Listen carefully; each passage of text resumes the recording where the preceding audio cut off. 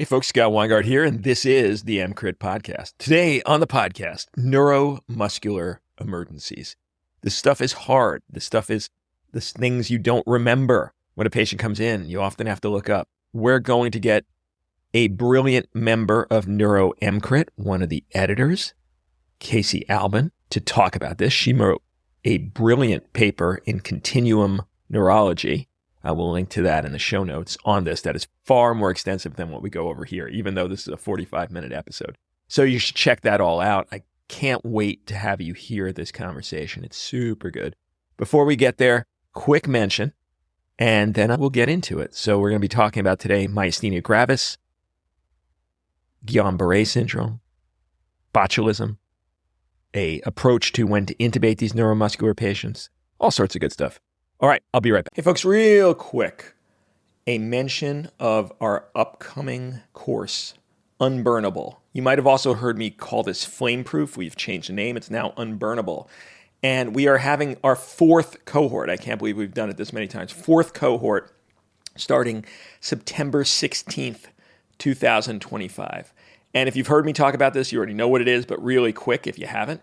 This is our virtual course that I host with my coaching partner, Rob Orman, on career longevity, anti-burnout, and self-mastery. Essentially, you will become unburnable at work. It will flow into your home time. You will be far more sanguine. You will like life more.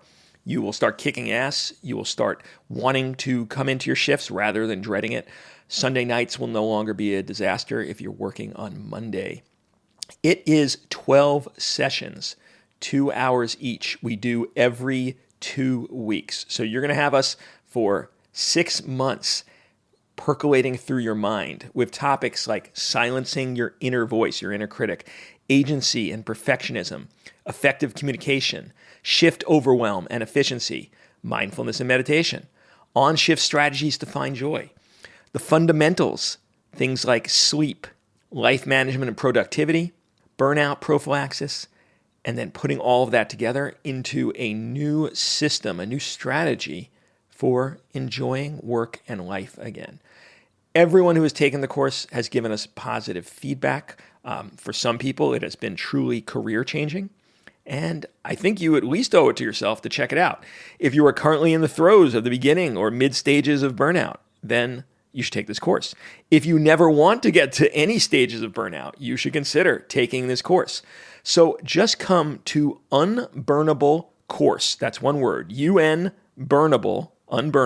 course, because it's a course.com. Unburnablecourse.com. Check it out. Look at the topics. Look at the dates. See if this works for you. They're all recorded, so if you have to miss some of them, it's not a problem at all. You'll be able to watch the videos of your actual cohort and then still deal with all of the issues raised. There is a community that goes along with it. It's just friggin' fantastic. So if this interests you, come to unburnablecourse.com. All right, let's get to the show.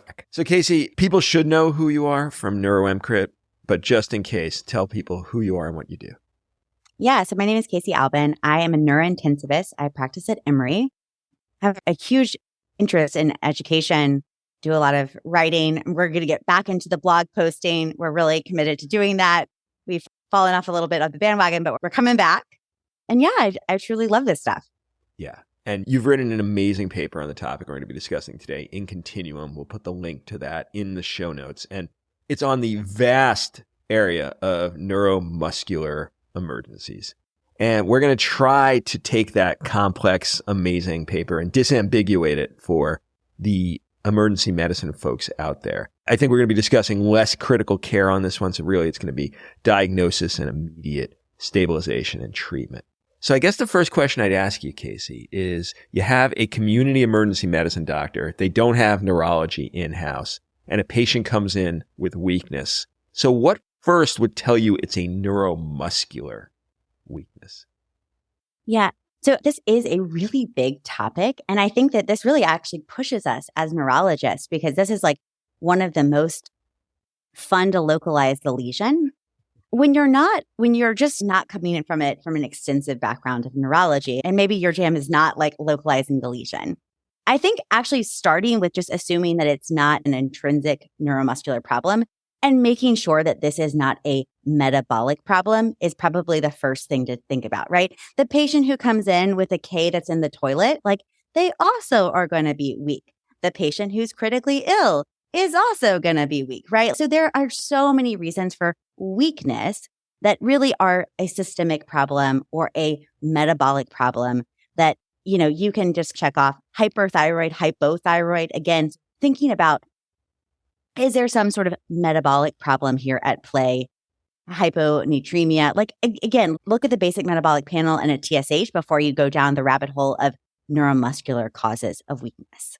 So I think that's probably the number one takeaway, is that like a lot of these transient weakness problems are actually something that, is a systemic problem and not a neuromuscular or neuromuscular junction problem or a neuropathy or myopathy.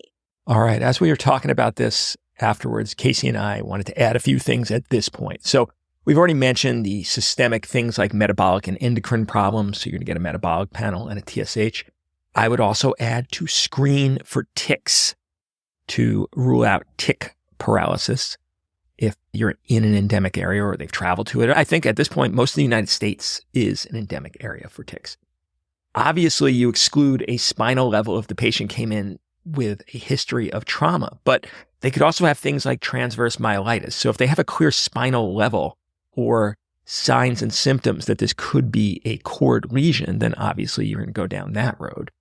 And then the thing Casey added that she really wished she had mentioned, so I'm mentioning it here, is considering a spinal epidural abscess. These present somewhat inconsistently. They do not always present with upper motor neuron signs, and they don't always even present with back pain. So these patients may not be hyperreflexic. They may not have a positive Babinski. And so always consider this in the right patient population, or if you have a patient with weakness and fever or something along those lines. And now we could get back to neuromuscular weakness. All right. Let's say they're still suspecting neuromuscular. What do those patients present like, and what starts localizing the lesion at the level of an ED doc?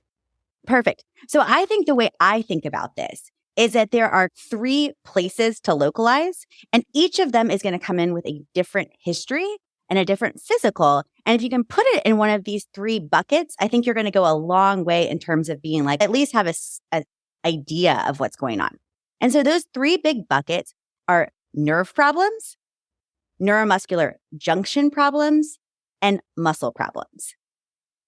And so taking a step back from these 3 major buckets, from my perspective, there are 2 main ones. What I see in the emergency department most commonly is either going to be a Guillain-Barré type problem or a myasthenia gravis problem. Those are the 2 big neuromuscular processes that come in and like really need to be diagnosed. And then myopathy, I think you guys are thinking of rhabdo probably better than a neurologist thinks of rhabdo, but that's going to be the like, we can't misdiagnosis because it's coming from the muscles themselves. All right. I love it.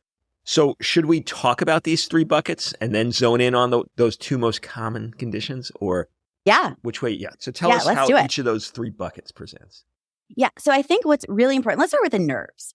The nerve problems are usually going to come with both sensory and motor symptoms. And if you're really looking for it, you can also probably find some autonomic symptoms, but that's a little bit harder to do, right? So when I'm thinking of a nerve problem, I'm looking for a patient who has tingling or pain and also presents then with some weakness, but there's a sensory component where they don't feel as well, or they have tingling in their toes. They feel a little, maybe some back pain. So we're thinking of sensory and motor weakness, right? Because this is a nerve problem where those fibers run together, nerve and sensory and motor coming together. So that's like the symptoms of nerve: autonomic, motor, sensory. When we think about neuromuscular junction, then we're thinking more about the classic symptoms of fatigable weakness. The two sort of branch point within neuromuscular junction is going to be myasthenia gravis, much more common, and then botulism. And these things present a little bit differently. Botulism itself has a predisposition for like bulbar involvement, by which I mean the face. So having like droopy eyelids, facial weakness, drooling, their pupils can be involved. Whereas myasthenia is caused by an antibody to the postsynaptic neuromuscular junction. So it's like there's a little antibody that's sitting on the receptor. So acetylcholine gets released from the nerve. It's trying to bind to acetylcholine receptors on the muscle. And those are nicotinic receptors. And so those are being blocked. And again, that's getting into a lot of like receptor physiology. But it's important because those patients don't have any autonomic involvement and they have fatigable weakness, right? So myasthenia does not have any sort of parasympathetic. They're not drooling. They're not salivating. They don't have pupillary involvement. They just have fatigable weakness. They can also have ptosis. They can also have facial weakness, but it's a neuromuscular junction, heavy on the muscle part of this, heavy on the weakness. Whereas botulism actually is a separate sort of receptor involvement, and you can have some of those parasympathetic signs as well. Absolutely. And again, you're trying to look for exposure to rotten food, canned food, GI distress in the week. The other thing that I think is worth saying for an emergency physician to recognize is that skin popping can also introduce botulism. And so if you work in a population with a lot of heroin use or skin popping, that is something to just think of. Those patients are actually the most common cause of botulism in this day and age. All right. So 2 buckets down so far, nerve and junction. Now we have muscle. Yeah. So muscle, you're going to have a lot more proximal weakness than distal weakness. And again, no sensory involvement, right? This is not a nerve problem. This is a pure muscle problem. So because, it's just a muscle problem, you shouldn't have the patient saying like they're tingly. I will say also the nerves tend to be the ones that lose reflexes. Muscle problems, you're not losing reflexes unless it's like a really end-stage sort of myopathic problem. So that's how I think about them, is like thinking about the history. Did they come in with distal sort of tingling and then some weakness? Or did they really present with, just weakness, it's crampy, I feel muscle fatigue, and it's proximal more so than distal. And then myasthenia, you're thinking of a neuromuscular problem. Again, a lot of bulbar symptoms. So looking at like ptosis, looking at facial weakness, and then fatigable. It's getting worse throughout the course of the day. So again, nerve problem, neuromuscular junction problem, muscle problem, all of that you can start to think about like, where am I going to put this just based on the patient's history and some of the symptoms they're reporting. Yeah, I like that a lot. And now let's make sure I've gotten this right. So for the concentration that ED folks are going to be having, in the nerve area, what they're going to be considering is Guillain-Barré as the major presentation. And in the junction, it's going to be myasthenia gravis and botulism. Is there anything ED folks really need to care about on the muscle presentation that couldn't just be referred to neurology? The rhabdo is the one that I think of the muscle. Like you guys do a good job of this. I think when people come in, I feel like the CK is already sent by the time that we get involved. And the ones that are rapidly progressing, like there can be some myopathies that do not have a high CK, but those can typically be evaluated in outpatient. Like those are not the rapidly progressive. The ones that you're worried about as an emergency physician are going to be the high CK ones, which you guys do a good job of getting. All right. That's fantastic. And before we delve into the individual disorders, let me just ask this question. So back to this community emergency medicine doc with no neurology, who should they discharge with neurology follow-up versus who should get admitted? Now, obviously, the patients with respiratory failure or pretty much any of the myasthenia gravis, Guillain-Barré, we're obviously going to be referring those patients. But just patient comes in with weakness and they don't seem to have any cranial nerve involvement and they look okay. Which patients need to go home? Which patients need in-hospital evaluation before they? So I will tell you the one thing that I always warn people about. The one that's going to get missed and sent home incorrectly is the patient with early Guillain-Barré syndrome. Those patients, oftentimes the early Guillain-Barré patient is coming in with back pain and some sensory symptoms. They don't have a lot of weakness up front.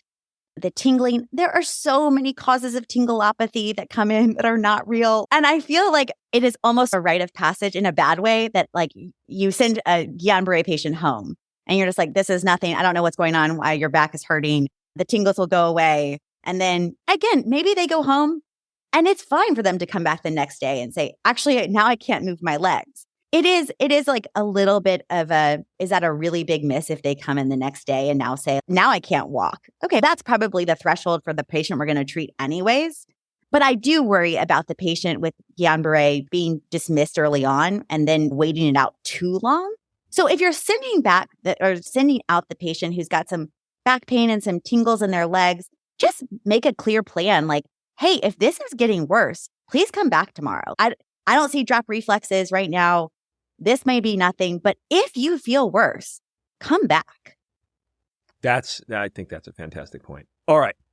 So assuming they've screened for these major things, what other things in the patient's history of physical would make you think, oh, something serious is going on here that may need further evaluation? Now, obviously the patient's medication list could be a clue to what's going on. So what on that, before we go into the individual disorders, would make you say this patient's going to have a worsening course and they should stay in the hospital? Yeah. So I honestly think anyone with cancer, if you're a cancer patient and you're on specifically the checkpoint inhibitors, like the checkpoint inhibitors make me really nervous. Those have all sorts of, they can cause like checkpoint inhibitor myasthenia gravis. They can cause myopathies. These checkpoint inhibitors can be above and beyond all else. The patient with weakness on a checkpoint inhibitor, to me, needs a lot of evaluation. Other like sort of history, like, or things that can cause problems that are really rare. Lots of patients on statins have their myalgias. There is an immune-mediated statin myopathy that is like way above the typical myalgias with statins. Unfortunately, can also happen if you haven't had statin exposure, but it's that anti-HMG coag reductase myopathy. Again, that is rare.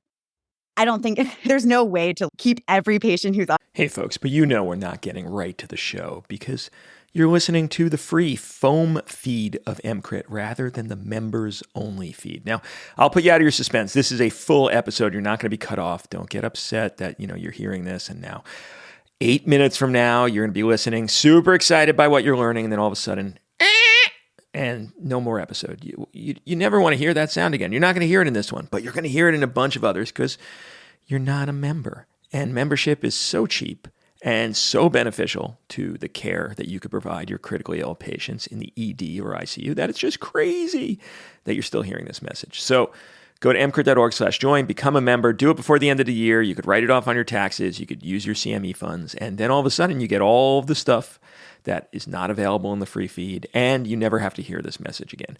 Please consider joining, and thank you for listening. A statin for, you might have this rare statin myopathy that's not just a statin myalgia. The patients with cancers, though, and especially the checkpoint inhibitors, that's to me like the red flag of the red flags. That's fantastic. All right. You've been talking about Guillain-Barré. Why don't we start there? Totally. So, let's talk classic presentation, and then we'll talk about how this disease screws you because there's 15 different diseases within this disease state. But if you just had a prime recognition in an ED doc, what would you see? Totally. So Guillain-Barré is a syndrome of which there are you're right, it's confusing. There are multiple subsyndromes, I suppose we should say. But the most common is the acute inflammatory demyelinating polyneuropathy. However, there can be a bunch of varieties, but the one that's most common is the classic sensory motor one, where you have both sensory and motor involvement, and it tends to progress in an ascending pattern. So this is the one that the patient comes in, that they first notice a little bit of tingling, usually in the legs and the feet. It rises and it's tingling in the hands. What I will say is that to be specific about the neurolocalization of this, it's not just a polyneuropathy, it's a polyradiculoneuropathy. So it's nerve root involvement.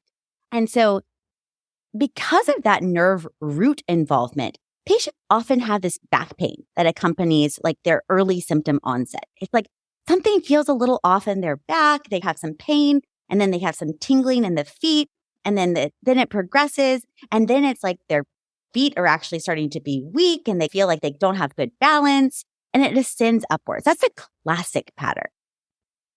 Yeah. And so how many of these other patterns do people need to know specifically versus, all right, it could do all sorts of things, that they could skip these areas, but in general, the patient has both sensory and motor and perhaps pain, as you mentioned. And then the second part of that question is, do people need to actually find a deep tendon reflex hammer to be able to diagnose this disease? Yes, this is actually one of the times, we were laughing about this at the beginning. This is one of the times where if I suspect someone is having this presentation or has a neuromuscular process, I work in the neuro ICU. We do mostly vascular neurology. This is actually the time I will go and track down someone with a reflex hammer and be like, hey, I need to borrow your reflex hammer.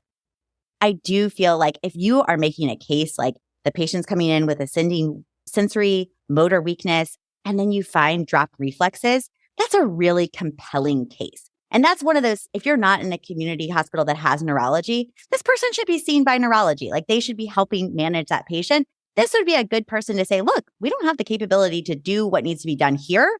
You should see someone else. And so if you can take the time to get a reflex hammer, just show that the patient's losing reflexes, I think that's really helpful.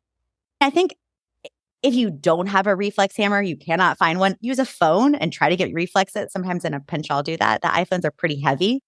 A lot of patients have dropped ankle reflexes, but if you really can't get a knee reflex on someone who like doesn't have a reason to have a neuropathy otherwise, again, that's pretty compelling. Yeah, absolutely. Is there any other of the presentation of GB besides Miller-Fisher we should talk about? Yeah, I think Miller-Fisher is the only other one. So Miller-Fisher is a great syndrome to find. Like this is one of those like cool, like you feel like a real neurologist, you've gotten this one. So Miller-Fisher is going to be an ataxic presentation. The patient is just really ataxic, like out of proportion to weakness. And then they also have ophthalmoplegia or ocular involvement. So looking at either they can't move their eyes or you find nystagmus.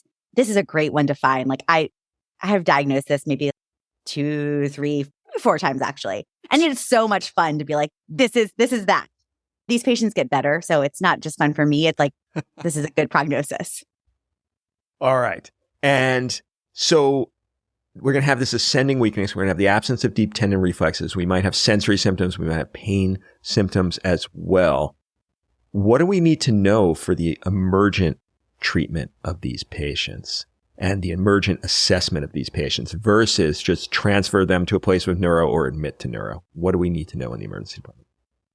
Yeah, I mean, I think one of the things that you're trying to find out in the emergency setting, is this patient weak enough or is this ascending in a fast enough way that their airway is going to be compromised? And I think that you can do fancy airway maneuvers, trying to get a NIF in a vital capacity. But let's say you can't do that. I think what I look at, what really makes me worried is, can the patient lift their head off the bed? Patient who can't lift their head off the bed, pretty good surrogate for diaphragmatic weakness. And that to me is a patient that like, if they're going to be transferred a long way, there's a real risk of airway decline. So that I think is more important. Then this is one of the things where we want to start immunomodulating therapy in a reasonable short time frame. But I don't know that this needs to be like, we got to get this started in the ED before we transfer, as much as making sure the patient does not have an airway problem. I love that. And spoken like a true intensivist, neck flexion is one of the things to assess for extubation capability in critically ill patients. It's so good. What about the single breath counting test, which would be an easy thing to get?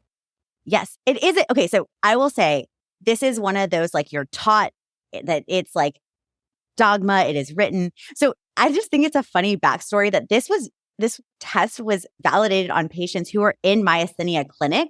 This is not Guillain-Barré. This is not a myasthenia flare. This was clinic patient. And there was just as many true positives and false negatives as there was like the true diagnostic. Now, I'm a little bit more bullish on the single breath counting test than Casey is, seemingly. There is literature to support this. Her origin story is correct. But since then, they have validated this. And, none of these tests are going to be perfect. But there has been a systematic review in myasthenia gravis. It has been studied in that it does correlate with pulmonary function testing. It does correlate with neck flexion. And I think the two together, neck flexion and single breath count is going to give you both a baseline, but it's also, I think most importantly, allows you to really trend what's going on with that patient. If they were able to get to 40 on their single breath count and now they're at 15, I think you could say something bad has taken place. To actually do this, you have the patient take a deep breath, and then on that one breath, they count as high as they can, going 2 numbers per second. So not Mississippi's here. It's like 1, 2, 3, 4, 5, something like that. And if they could get up to greater than 25, you're probably in the normal range. Less than 20 is bad. Normal is probably 40 to 50. So yes, there is a relationship between your vital capacity and how many numbers you can say in a single breath. I don't think it's very sensitive or specific, but it can be really reassuring if the patient can hit like 30, right? So if the patient takes a deep breath and hits 30, no problems, to me, like that's a pretty good looking patient. If the patient can't get to 20, it may just be that they're not like understanding it, they're not doing the best, or that they could have real neuromuscular weakness. I find personally that this is helpful to reassure me against impending airway doom.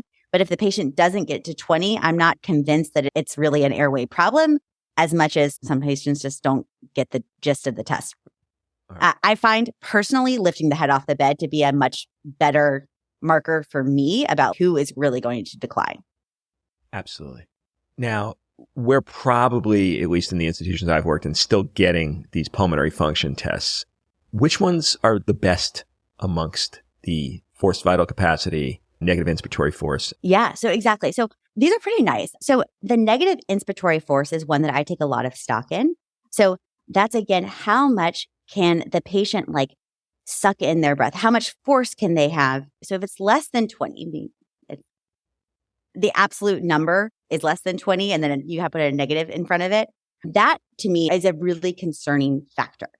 And I do put more stock in that than some of the maximal expiratory pressure, which again, I think is better used in something like a clinic assessment. This is how much cough you can generate, not how much force you can breathe in. So for me, I don't do a whole lot with the maximal expiratory pressure. I think a lot more about negative inspiratory force.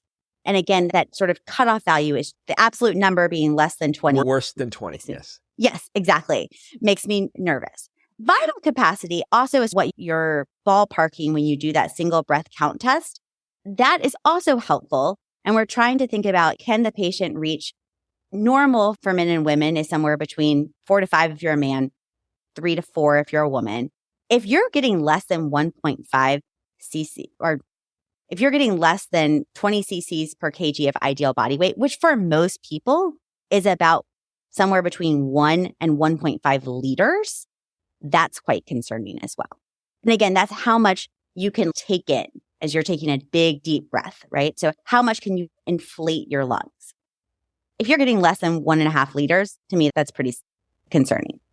And now the crucial thing on neuromuscular disorders when it comes to this stuff is you're not going to be looking at blood gases. You're not going to be looking at pulse ox. Those things will fail only at the very end when the patient's about to crump, because if they're taking in any breaths, they're going to maintain, especially if you've put them on oxygen. At what point would you intubate a patient with Guillain-Barré? Yeah, so I start to get worried again around that vital capacity. This is actually really hard. And when we think about the 20, 30, 40 rule of thumb for Guillain-Barré, just recognize that there is some leeway on that. And a lot of it is the trajectory of the patient.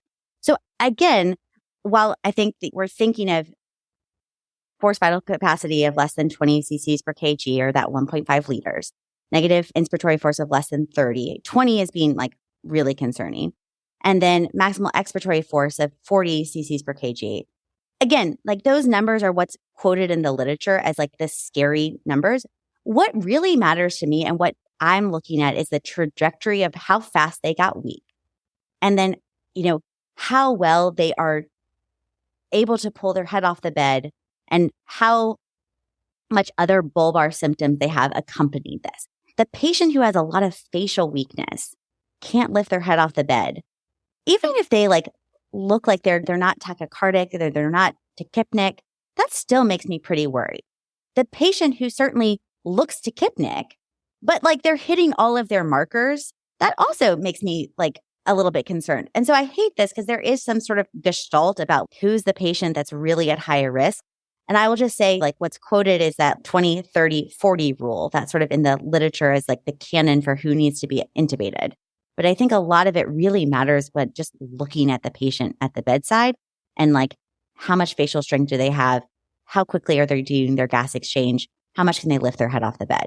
That's what I check when I go see these patients. Yeah. And look, if your spidey sense is tingling and you're like, oh, I don't know, they're right on the precipice, with Guillain-Barré, they're going to get worse. They're not going to have an immediate turnaround like they would in a myasthenia situation. So I think if, the instinct is there, you might just want to jump on it. And that brings up another point, which is these are not patients appropriate for non-invasive because the timing of their course is not going to be short-lived. Is that correct? Yes. That is so important to think about. Most of these patients are coming into the emergency department and they're coming in for evaluation at the early part of their course. It's actually quite reassuring if patients present to the emergency department and say, oh, I've had 2 weeks of this tingling and being a little bit weak.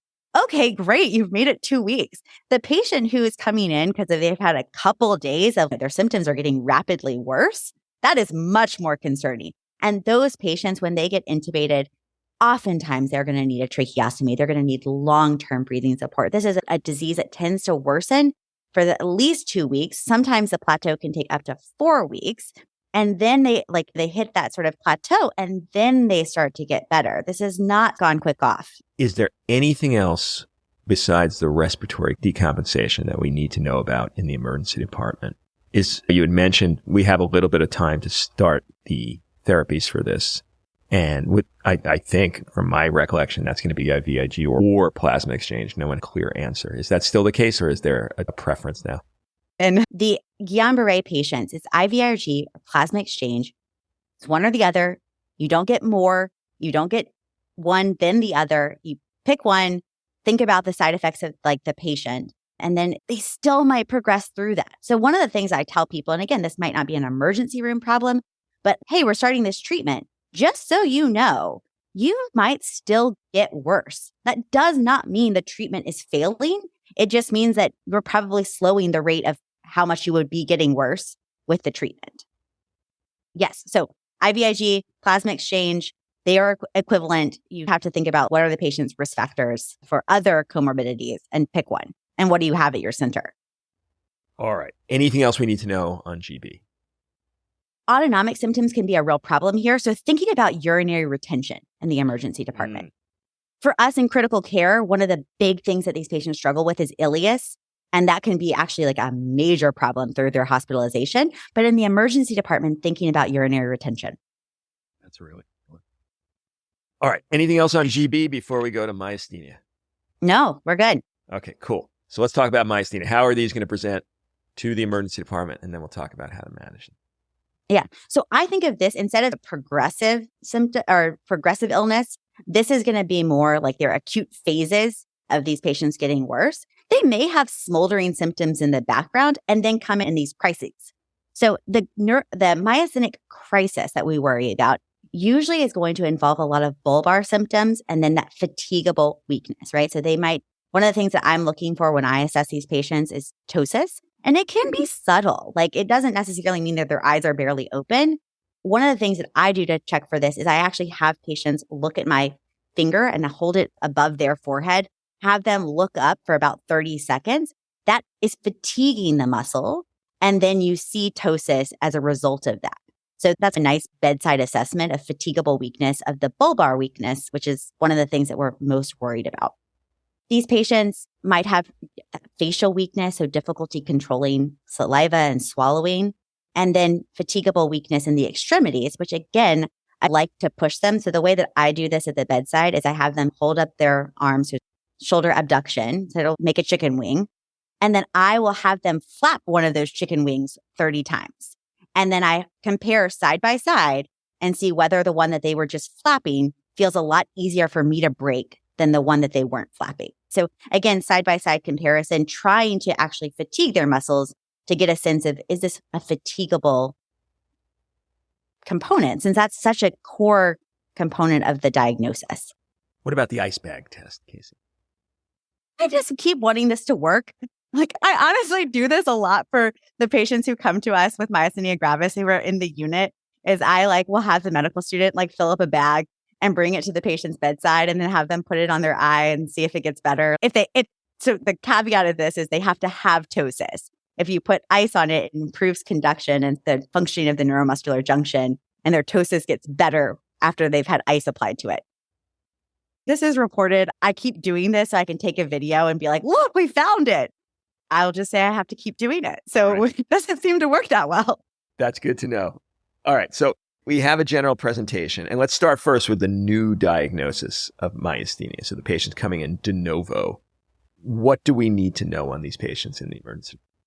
Yeah. So it's a bimodal age distribution. So it's typically older men, although it can be older women, but the stereotypical presentation is the older man with a new onset myasthenia or the young woman.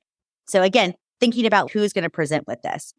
If they're coming in de novo, this is the first time they're diagnosed, absolutely, they need to go somewhere where they can have a neurology consult and be diagnosed by a neurologist, because there are mimics of this, and we want to send out the right testing to confirm that they have the antibodies. It's acetylcholine receptor antibody is the most common, but there's MuSK. There are these other lesser known antibodies. It's worth having a neurologist actually take a look at these patients. So if you see someone you're pretty convinced with fatigable weakness and especially a lot of facial involvement, get them to somewhere where they're going to see a neurologist. That's a new diagnosis. It's really important that we get that diagnosis right. How rapidly did these patients, de novo myasthenia patients, progress to respiratory failure that we'd have to worry about the transport? Yeah, it really depends. The myasthenics in general can be better temporized with BiPAP as long as they're controlling their secretions. One of the things that's nice about myasthenia is it responds really well to acute immunotherapy. And so once they get to their place where they can be treated, particularly if you're giving them plasma exchange, they do really well quite rapidly. Within 2 or 3 days, can turn it around. I think that people who, if you have any evidence of hypercarbia on admission, right, that's a late stage sign. That is a person who's not going to tolerate BiPAP. And that person should be intubated for their transport, right? They're coming in and they're already hypercarbic. Don't play around with that. All right. That's fantastic. And so let's talk about myasthenia crisis. So who's going to decompensate? They have a diagnosis of myasthenia gravis already, and they come in and they are not happy. They have increased weakness. They have potentially tachypnic. What has caused this crisis in most of these patients? Totally. So this can be anything from they've got a respiratory viral infection. They have been weaning their steroids.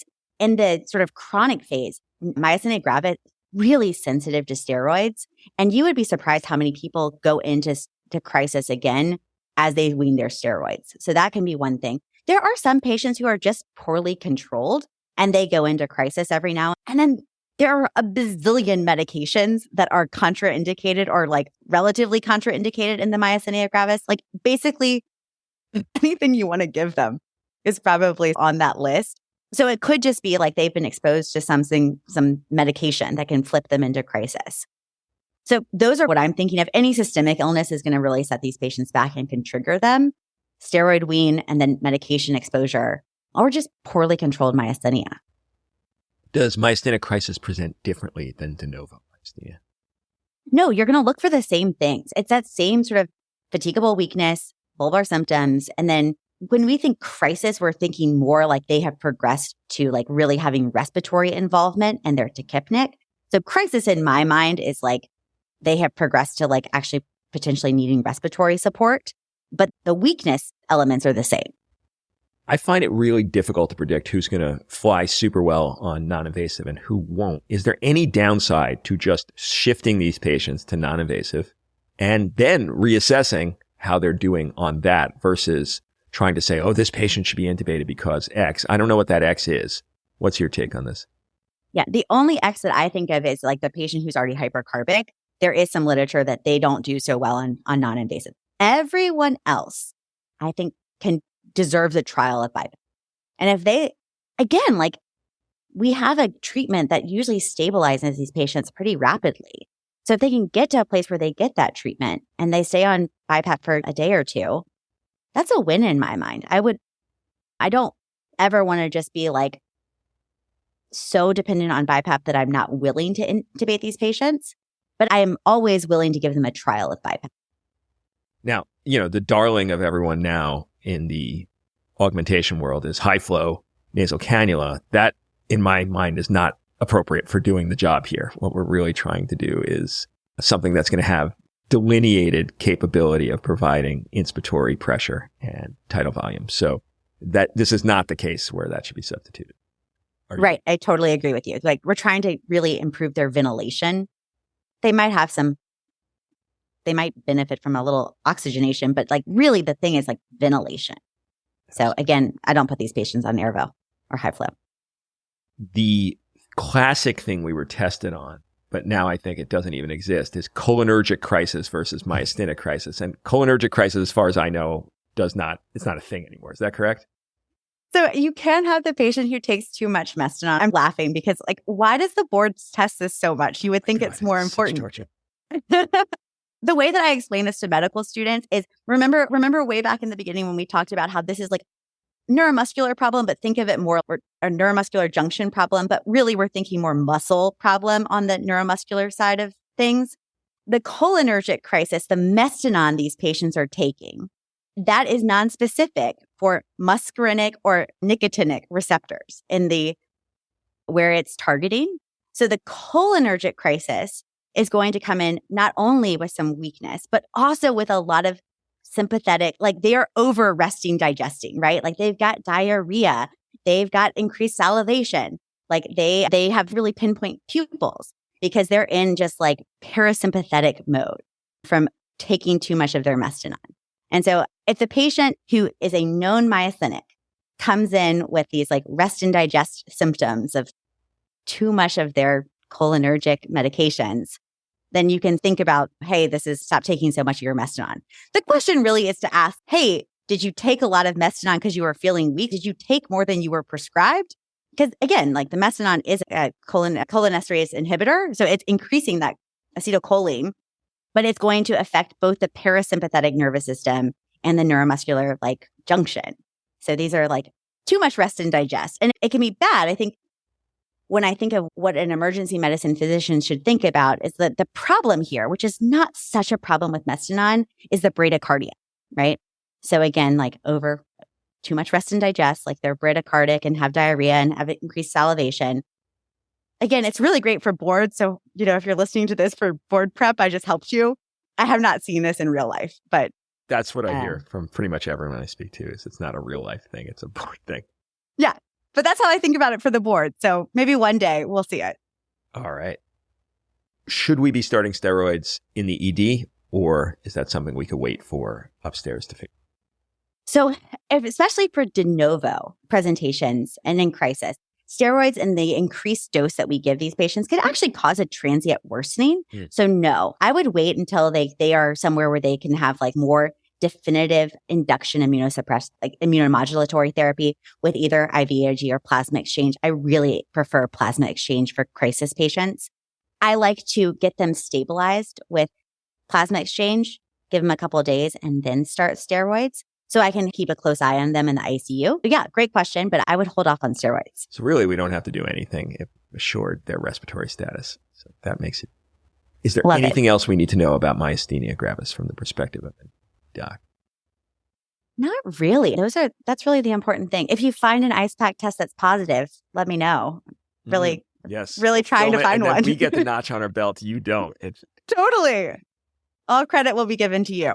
Is there anything in neuromuscular disorders in general that we haven't hit yet, or have we?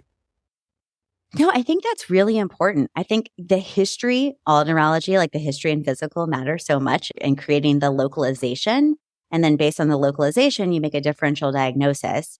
The way I'm thinking about it is establish if it's a nerve problem, sensory autonomic involvement plus weakness, neuromuscular, that fatigable weakness, and the most common being myasthenia. And then y'all do so well with the myopathies, with the increased CK. And again, thinking big picture, like, is this truly a neuromuscular problem, or is this just global weakness because they're sick or because they have that metabolic derangement, which again, probably more common than patients coming in with a real neuromuscular problem. Absolutely. All right. I can't thank you enough. This was wonderful as always. Casey Albin, NeuroEMCrit. Thank you for your time. Thank you. This was great fun. Bye. Bye.